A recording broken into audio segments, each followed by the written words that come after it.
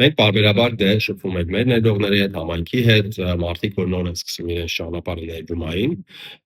եւ քննարկում ենք տարբեր սխալներ, տարբեր մոտեցումներ եւ իհարկե կարեւորը արդյունքները, հա, ներդրումային։ Մենք իհարկե դե տրամադրում ենք մենակ ստարտափների մասով պրոդուկտը, բայց մեր համար կարեւոր է ընդհանուր առմամբ ներդրողի հաջողությունը այս ճանապարհին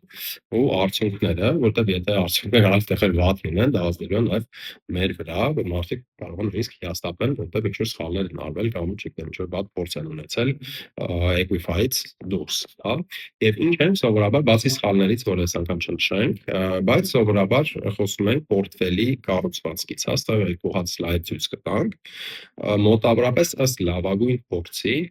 ինչ արդյունքներ կարող են լինել, եթե սխալներ տենց չեն արվում։ Սխալները դե եթե կարող եք տեսնել, չգիտեմ, Google անել chat-ով, չգիտեմ, նայել ուսումնասիրել, բայց սովորաբար սխալները ասում են, որ այդ էմոցիաներն են, չափազանց շատ trading անելը կամ trading անելը ընդհանրապես չի ողջունվում, հատուկ են արժեքների մեջ շատ ներդրումներ անելը, ոչ թե դիվերսիֆիկացված ձևով, հա, չգիտեմ, օրինակ ETF-ների միջոցով, եւ քննարկում ենք այդ ամենը, չէ՞, բայց այստեղ երկու հատ այդ պատկերը որ ցույց տանք, այստեղ ցույց է տալիս պորտֆելի հեռանկարները, եթե մենք պատշաճ նույն ձևով, այսինքն կարգապահորեն ներդրումներ անենք։ Այս երկու սլայդի տարբերությունը որն է, հենա որ տարբեր տարիքներում կարող ենք պետքա ձևակերպել տարբեր տիպի պորտֆելներ, հա, վաղ տարիքում, երբ որ չգիտեմ 20 տարեկան ենք, 30 ենք, այդ ժամանակ սովորաբար պորտֆելը կարա լինի ավելի ռիսկային պորտֆել, նշանակում ավելի բարձր եկամտաբերություն իհարկե։ Երբ որ մենք հասնում ենք ավելի բարձր տարիքի, իհարկե դա ռիսկերը նվազեցնում ենք, որտեղ ավելի քիչ ժամանակ ունենք, այդտեղ ավելի շատ պարտատոմսեր, ավելի շատ ավանդներ, այս երբ որ վաղ տարիքում ես, ավելի շատ իհարկե բաժնետոմսեր։ Ըստ դրա ստեղ նշված է նաև օրինակով կարաք նույն օրինակը դուք անել, վերցնել ինչ-որ ChatGPT-ով կամ արհեստական բանականության հավելվածով,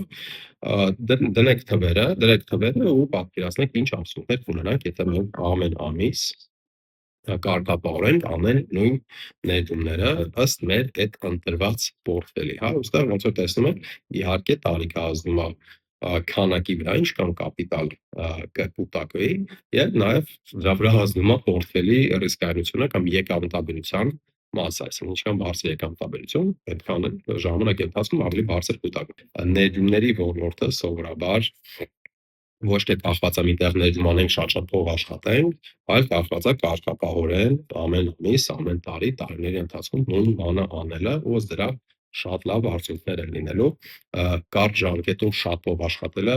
այդ դրա մասին չի ներդրումները, հա, այստեղ պետք է զգուշ լինենք, մեր խնայողություններն են, այդ խնայողությունները շնչառտաճան աշխատանք են պահանջել եւ ըստ դրա պետք է վարվել ճիշտ ձևով, որ այդ փորձը լինի դրական։ Դե հուսանք այս երկու պատկերը հետաքրքիր են, բայց իհարկե ինքնուրույն պետք է այս ամեն չարվի, սա խորհրդակցություն չէ։